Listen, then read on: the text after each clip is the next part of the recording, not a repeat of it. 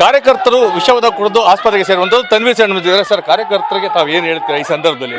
ನೋಡಿ, ಈ ರೀತಿಯಲ್ಲಿ ಈ ವರ್ತನೆ ನಾನು ಸಹಿಸ್ಕೊಳ್ಳಲ್ಲ.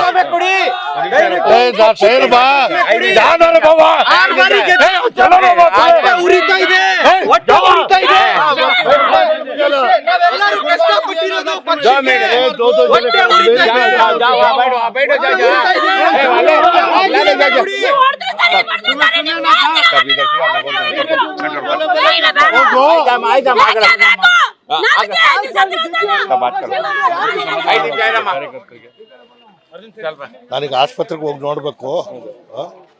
ಕಾರ್ಯಕರ್ತರಿಗೆ ಇಂಥ ಘಟನೆಗೆ ಅವಕಾಶ ಮಾಡಿಕೊಡ್ಬಾರ್ದು. ನನಗೆ ರೂಪ ಕೊಟ್ಟಿರುವಂಥದ್ದೇ ನನ್ನ ಜನ. ಅವರ ಮಾತಿಗೆ ನಾನು ತಲೆ ತಗ್ಸಿದೆ. ಈ ರೀತಿಯ ವರ್ತನೆ ನನಗೂ ಗೌರವ ತಂದುಕೊಡಲ್ಲ, ಅವ್ರಿಗೂ ಗೌರವ ತಂದುಕೊಡಲ್ಲ.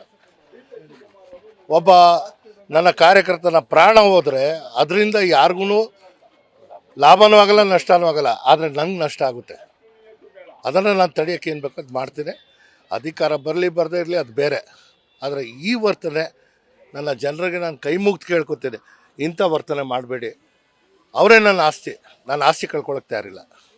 ಸಾಕಷ್ಟು ತಾಳ್ಮೆ ವಹಿಸಿದ್ರಲ್ವಾ ಅಂತ ಇಷ್ಟು ವರ್ಷ ಇಷ್ಟು ಇದ್ದು ಅಂತ? ಇಲ್ಲ, ತಾಳ್ಮೆ ನಾನು ಇವತ್ತು ತೋರಿಸ್ತಾ ಇದ್ದೀನಿ. ನನ್ನ ಕಾರ್ಯಕರ್ತರು ಕೂಡ ನಿರಂತರವಾಗಿ ನನ್ನ ಮೇಲೆ ಹಲ್ಲೆ ಆದಂಥ ಸಂದರ್ಭದಿಂದ ಹಿಡಿದು ನನಗಾಗಿ ಪ್ರಾರ್ಥನೆ, ಪೂಜೆ, ಪುರಸ್ಕಾರಗಳು ಅವರೇ ನನಗೆ ಶಕ್ತಿ.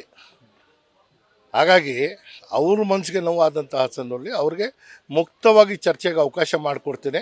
ನಂತರ ಏನು ತೀರ್ಮಾನ ತಗೋಬೇಕು ನಾನು ಆ ಮಾತಿಗೆ ನನ್ನ ತಲೆ ತಗ್ಸ್ತೀನಿ. ರಾಜೀನಾಮೆ ಕೊಟ್ಟು ಬನ್ನಿ, ಎಷ್ಟು ವರ್ಷ ತಡೀತೀರಾ ಅಂತೇಳಿ ಕೇಳ್ತಾರಂತ. ಅದೆಲ್ಲ ಅವ್ರ ಹತ್ರ ಚರ್ಚೆ ಮಾಡಿದ ಮೇಲೆ ತೀರ್ಮಾನ ತಗೋತೀನಿ.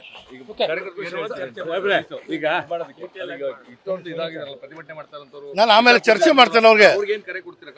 ನಾನು ಹೇಳಿದ್ದೀನಿ ಇಂಥ ವರ್ತನೆ ಸರಿಯಲ್ಲ, ನಾನು ಅವ್ರಿಗೆ ಮಾತಾಡಿ ಆಮೇಲೆ ಏನು ತೀರ್ಮಾನ ತಗೊಂಡು. ಇದು ತನ್ವೀರ್ ಸೇಠ್ ಅವರ ಸ್ಪಷ್ಟವಾದಂತಹ ಮನವಿ.